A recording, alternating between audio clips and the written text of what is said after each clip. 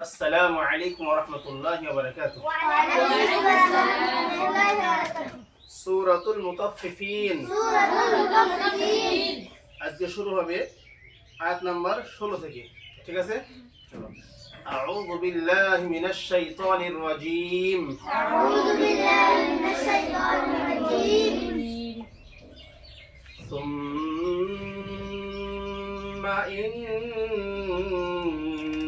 إنهم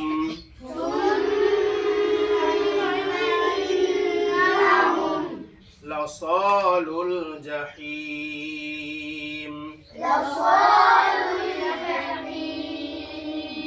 ثم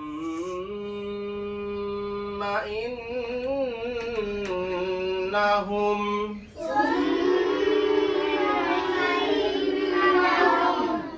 সুম্মা এবং ইন্না এটা কি গুণনা হবে? ওয়াজিব গুণনা কখন হয়?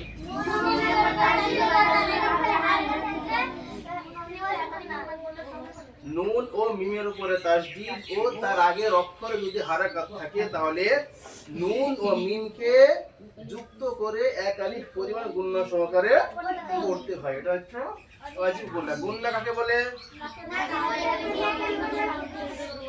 আওয়াজকে নাকের মধ্যে লুকিয়ে কিছুক্ষণ বন্ধ করে রাখার নাম গুণনা। ঠিক আছে? চলো। লাসালুল সালুল স কি মাত্রা এখানে? আলিফ মাত্রা কখন হয়? জাবারের পরে খালি আলিফ থাকলে আলিফ মাত্রা হয়। ঠিক আছে। জাহিম কি মাত্রা এটা?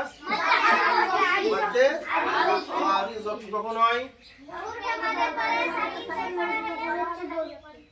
হরফে মাদের পরের অক্ষরে যদি সাকিন থাকে কিংবা সাকিন করে পড়া হয় তাহলে হরফে মাদকে 3 আলিফ পরিমাণ টান দিয়ে পড়তে হয়। এটা হচ্ছে মাদে আরিজাফি। এখানে দুটো জিনিস আরো লক্ষ্য করার বিষয় আছে। আমাদের লা স পড়লাম না, স এটা কি অক্ষর? সদ না? তো সদ যদি কেউ সদ জবর সা পড়ে দেয় ঠিক হবে কি? না, হবে না। কি পড়তে হবে? সদ জবর স। বুঝা গেল? জাহিম হিম পড়লা তো হিমে এটা কোন হা আছে? ছোট হা। ঠিক আছে? পাতলা কিংবা ছোট হা, এটাকে হা করে পড়তে হবে। দেখো একবার দেখি না আরেকবার। সুম্মা ইন্নাহুম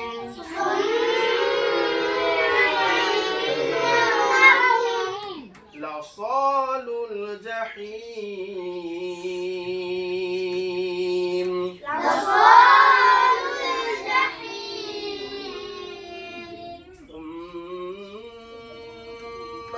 يقال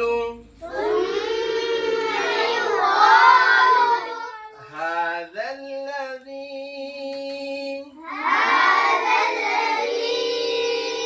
ثم يقال هذا الذي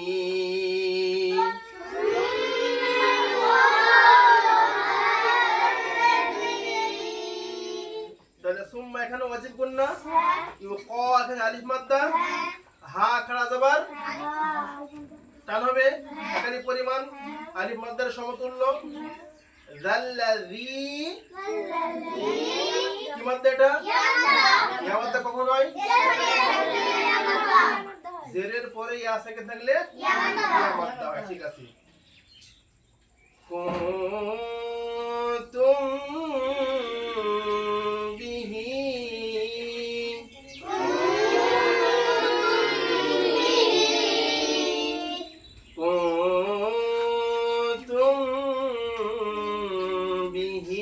তুকাযযিবুন।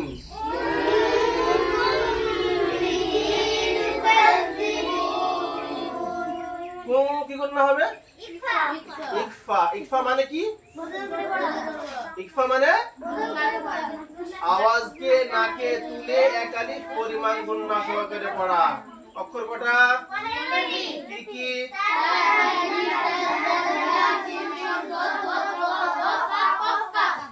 তা, সা, জিম, দাল, জাল, জা, সিন, শিন, صاد, ضاد, طا, ظا, ফা, কফ, কাফ। কখন ইকফা হয়?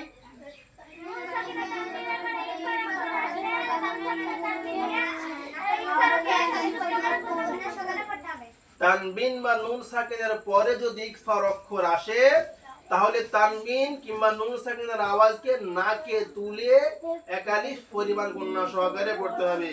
যার জন্য এখানে কি আছে, নুন সাকিনের পরে তাটা ইকফার অক্ষর, যার জন্য কি পড়বো, ইকফা করবো। ইকফা কি হবে দেখো, শোনো আগে। কুনতুম,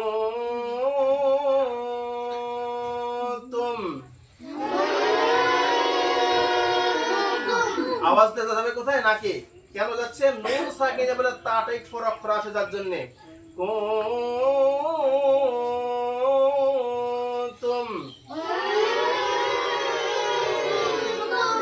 তুম গুণ হবে কি হবে না, কেন হবে, ইকফায়ে শাফাবি। কিসের কায়দা এটা, মিম সাকিনে কটা কায়দা, কি কি, মিম সাকিনে তিনটে কায়দা, ইদগামে শাফাবি, ইকফায়ে শাফাবি, ইজহারে শাফাবি। মিম সাকিনের পরে যদি মিম আসে তাহলে মিমকে এক আলিফ পরিমাণ গুণনা সহকারে পড়তে হবে, এটা হচ্ছে ইদগামে শাফাবি। মিম সাকিনের পরে যদি বা আসে তাহলেও মিমকে এক আলিফ পরিমাণ গুণনা সহকারে পড়তে হবে, এটা হচ্ছে ইকফায়ে শাফাবি। আর যদি মিম সাকিনের পরে মিম ও বা ছাড়া অন্য কোনো অক্ষর আসে তাহলে মিমকে গুণনা না করে স্পষ্ট করে পড়তে হবে। তবে এখানে মিম সাকিনের পরে কি আছে, বা আছে, ইকফায়ে শাফাবি, এক আলিফ পরিমাণ গুণনা হবে। ঠিক আছে, চলো শুরু করি। কুনতুম বিহি তুকাযযিবুন।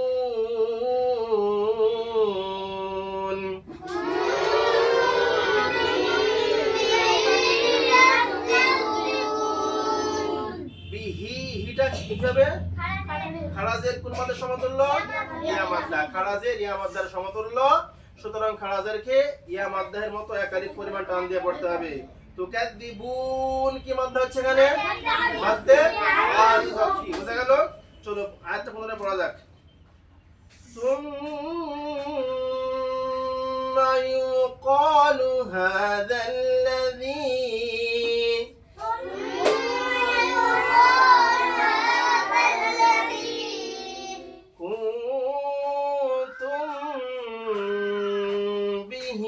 তুকাযযিবুন।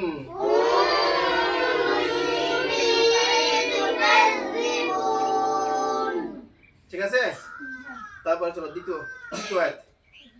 কাল্লা ইন্না কিতাবাল,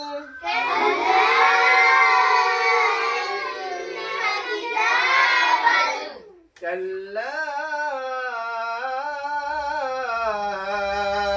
إن كتاب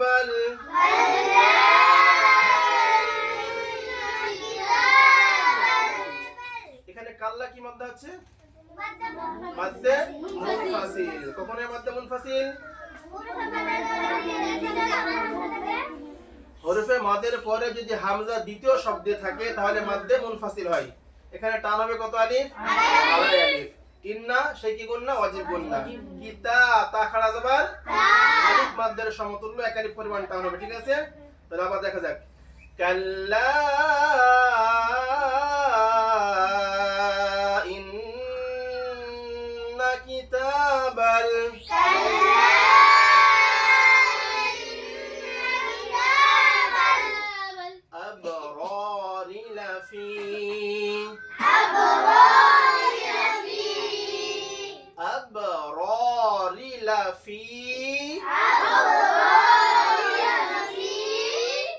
কি কায়দা, কলকলা মানে, কলকলা মানে ডব খাইয়ে পড়া। অক্ষর কটা, কি কি, কখন কলকলা হয়, কলকলা মানে ডব খাইয়ে পড়া। অক্ষর পাঁচটা, কফ, ত, বা, জিম, দাল। কখন কলকলা হয়, কলকলার অক্ষরে সাকিন ও তার আগের হুরুফে হারাকাত থাকলে কলকলা করে পড়তে হবে। ঠিক আছে, অতএব বা সাকিন আগের অক্ষরে হারাকাত আছে, কলকলা হবে। আবরারি, র আলিফ মাদ্দা, লাফি ইয়া মাদ্দা, ফায়াজের ফি ইয়া মাদ্দা। ইল্লিয়িন, বলো তো ইল্লি লি কেন পড়ছি আমরা এখানে? জেরের পরে যদি ইয়া সাকিন থাকে তাহলে কি হয়? ইয়া মাদ্দা হয়, টান দিয়ে পড়তে হয়। কিন্তু এখানে জেরের পরে ইয়া তাসদিদ আছে, অতএব এটা স্পিড দিতে হবে। বুঝা গেল? জেরের পরে যদি ইয়া তাসদিদ থাকে তাহলে কি করতে হবে? স্পিড দিয়ে পড়তে হবে। লাম ইয়াজে লি পড়তে হবে এখানে। যার জন্য কি পড়বো?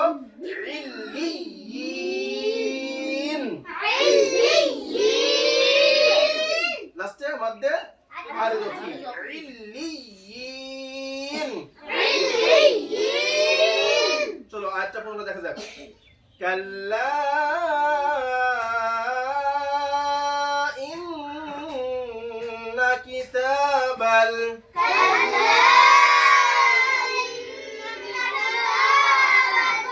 আবরারি লাফি ইল্লিয়িন।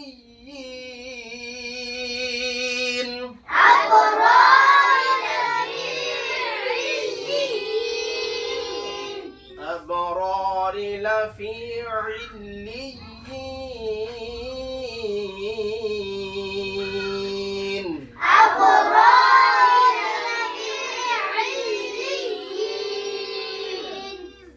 তো আলহামদুলিল্লাহ আজকে আমরা কয়েকটা আয়াত পড়লাম, দেখলাম গ্রামার সহ। তো আমরা ইনশাআল্লাহ এটা পুনরায় বাড়িতে গিয়ে প্র্যাকটিস করব, ঠিক আছে?